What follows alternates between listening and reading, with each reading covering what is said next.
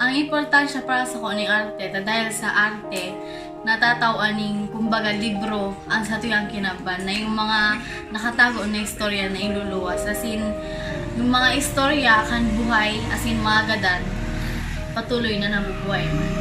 Ang arte para sa kuya is paghihinguha na matawan ng representasyon siguro ang kinaaban, mga bagay na dahil naintindihan.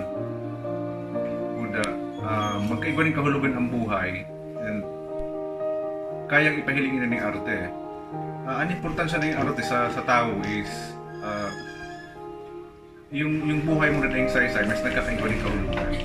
So, ay po siyang i-promote para mas magkaiba pa rin kahulugan, magkaiba rin kulay, magkaiba rin meaning ang buhay sa kinaban. Ang arte, iyo ang pagpuga sa pagpuga sa mga ekspresyon na pupugol kang mga nakaugalian na. Nata importante ang arte para mailuwan sa mga pagpupugol.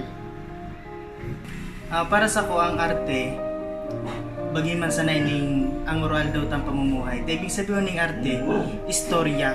Ibig sabihin sa oral daw nagalipas sa tung buhay bagit ning istorya.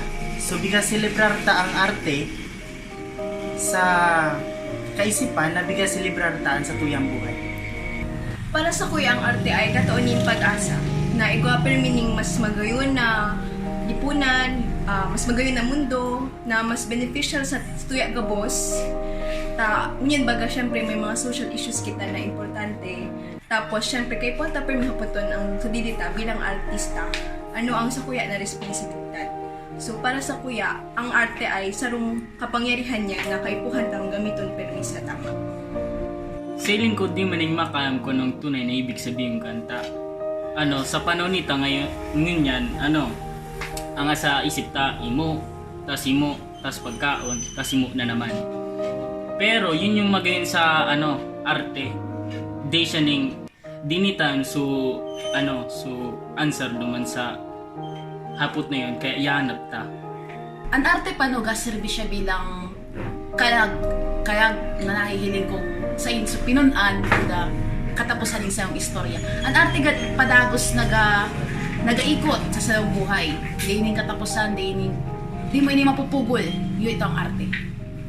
Sa ko, ang arte is saro sa buhay na patunay na ang tao ay managagadan. Tapos, ang importansya ng arte para sa ko is para mas mabisto ng ibang tao kung inano ka bilang tao, as in kung inano ka bilang individual. Inian balansa ni sa itong pagkatao. Ano ang importansya kan arte? Kuya ta napapahiling na bako sa gabos na oras ang layaki. Kuya ta man napapahiling na bako sa gabos na oras ang babayi. Yan ang arte.